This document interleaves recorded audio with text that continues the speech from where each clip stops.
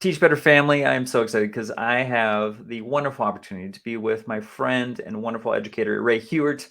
And we just got done with the Admin Mastermind. It was a powerful conversation on maintaining our momentum, which is so important. I know, Ray, that the folks that were in with us today were talking through just the craziness of the beginning of the year. Teachers are coming back. Some are starting as early as tomorrow, which is insane. I can't believe how quickly this summer went by, but it was so good to see everyone.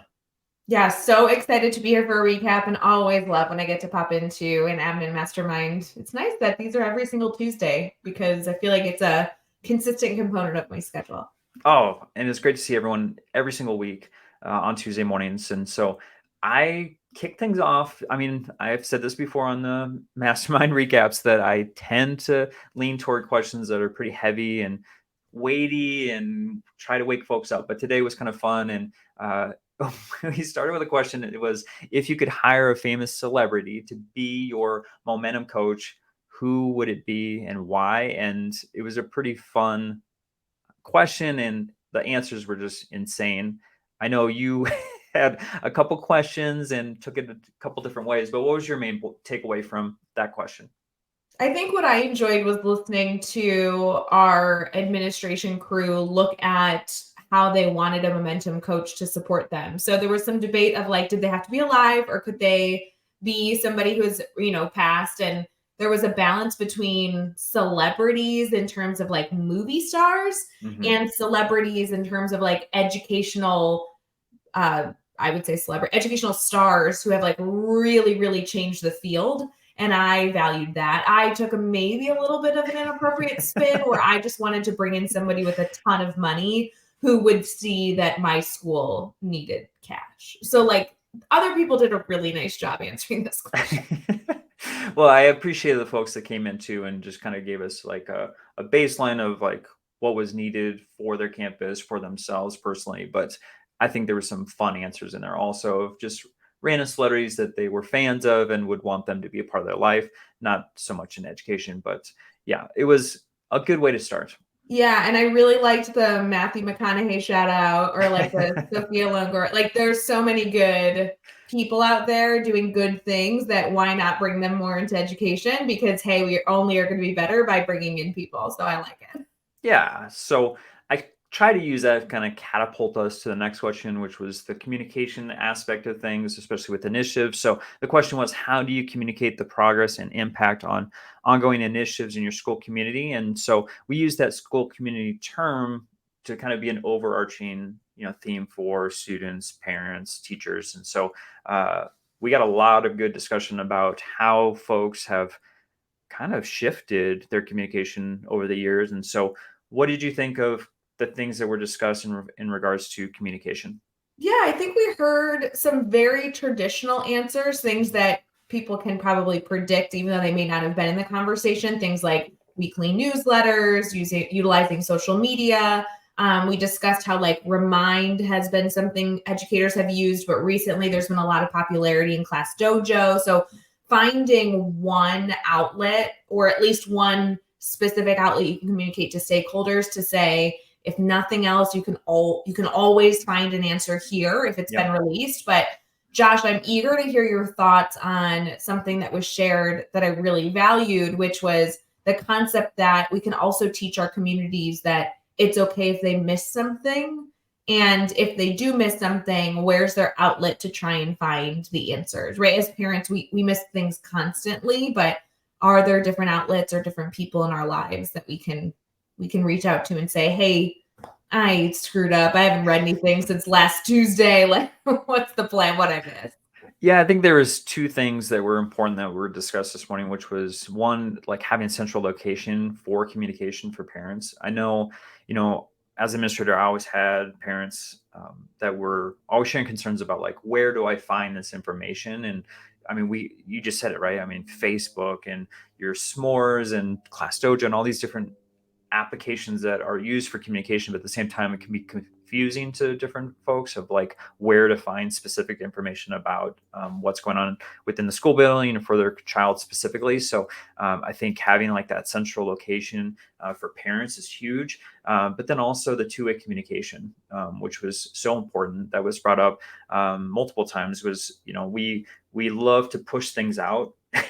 It's easy, especially as an administrator, to just push that button and then walk away if it's an email or whatnot. And sometimes parents really want to share about concerns that they have or questions that may need to be answered. And so finding applications that allow parents to then send things back to us for us to communicate even further is extremely important. So I love that folks were talking about that, and not that they had the answers, but that's something that they're trying to solve.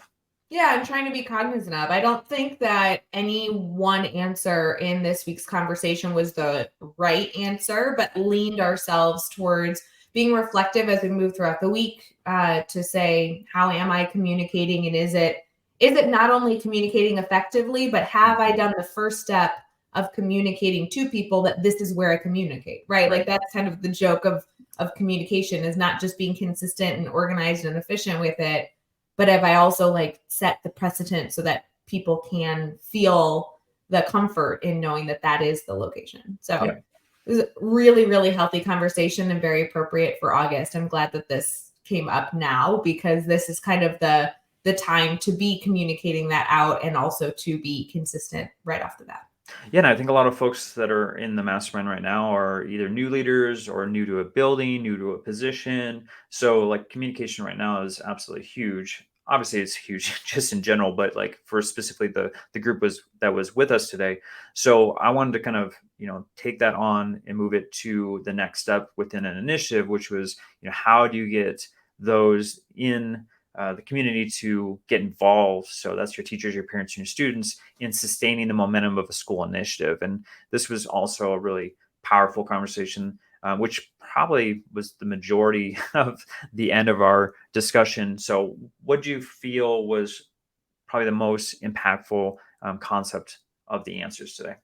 Yeah, I appreciated that we took this question and broke it down into the groups of people that we want to touch. Yep. Everything from, I think, getting students' voices in initiatives was an important one for me. I think sometimes we forget that we're teaching teachers and they're learners, and we're maybe working on an instructional practice that we want them to enhance. We're communicating to stakeholders how this instructional component is going to support their child, but sometimes we forget to go to the students and say, this is something that we want your thoughts on too. How is this going? So I think that would be my major takeaway, is just that reminder to utilize our students as a voice in the school community as well. Josh, this makes me think of how we use our Teach Better Team ambassadors as people that can share in focus groups. We don't only go to them for perspective, but being able to have a group that we can lean on and say, hey, break this down. Where do we go wrong and how can we improve? I think is something we'll see a lot in schools this year. Yeah, I mean, we use Facebook and there's other platforms that we use to gain feedback from our Teach Better family, but I think schools need to do that too. And I thought the comment of being a liaison between the initiative and the stakeholder was extremely powerful. I think if you're thinking of being a facilitator in that as a leader, I think that's going to go really, really well to have that mindset. So I think, yeah, what people were talking about with like visiting classrooms, specifically talking to kids, getting them into like the student council and having those students a part of the decision making, or even adding them to different committees, having a student representative. I know there were a lot of different ways that folks talked about like inserting the student voice component. And you're right, they get left out of a lot of decisions and they just get told what to do all the time. So for them to actually have the opportunity to have ownership in what's going on in the school is so powerful. Yeah, I think it's something that we can intentionally put into our procedures, right? So many of these communication or initiative implementations have so much thought that goes into the planning. In that whole system, we need to be including our communication strategies and the consistency of that. It's not just how are we going to roll this out over the course of a year or 3 to 5 years, but where are those communication checkpoints? Something that you brought up, which I don't mean to jump ahead or jump backwards, but progress monitoring and making sure that our communication is being received in the way that we hope it's received. I think that if we do a little bit better in putting those into an intentional system, we actually can create a cohesion like our teachers do in the classroom for how they, expect to support students. Well, you did jump ahead, but that's good Sorry. because this is kind of a little bit different than what we usually do, but we kind of put out the question. It was right at the very end of our conversation, but it's kind of a little bit of homework here of just allowing folks to think and reflect on their progress monitoring and how they track initiatives. So we wanted to discuss the role of goal setting and progress tracking to maintain our momentum. So do you want to just share kind of what we told the group at the very end of our conversation? Yeah, I like that concept of us having a little bit of homework and being reflective this week and challenging our community to bring something to the table for next week. Obviously, we're all in the chaos of August, but if we can be reflective and ask ourselves how we can best progress monitor our students, our stakeholders, and our teachers for any initiative we're working on, I think that we're going to have a good chunk, a good handful of strategies that we can implement this coming school year. So, yes, we can take a pulse of the room. Yes, there's lots of formative checks, but are there some intentional things that we can lay out during very strategic times to say, during this point, here's my expectation of what I hope they are, and how can I actually check that is either occurring or not occurring? So Yeah. it's a little bit of an open-ended question. I don't really know what we're going to get out of this, Josh, but I'm excited to hear people's thoughts.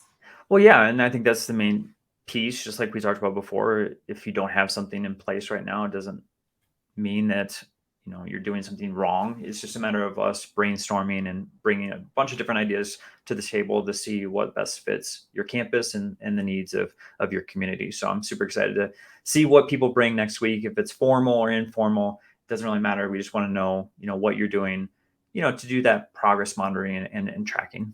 And I think that this emphasizes again the need for our administrative strategic plan to mirror the type of work we expect to see in the classroom. If a teacher came to our offices and said, "Oh, I don't really have a way that I'm monitoring that my students have learned anything. I'm just going to do a gut check." It wouldn't be a wrong answer, but it really wouldn't be the most intentional data supported answer. Yep. So I think that this is a good reflection for our leadership teams to be really intentional. Well, if you're an administrator and you found this on YouTube, make sure that you're going over to teachbetter.com/mastermind. It's a free sign up to join every Tuesday morning, 9 a.m. Eastern time. We're going to continue with this topic of maintaining our momentum.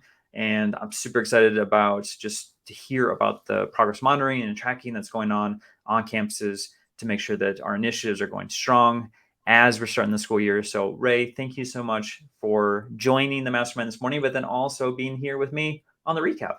Yeah, thanks for having me. Excited for next week.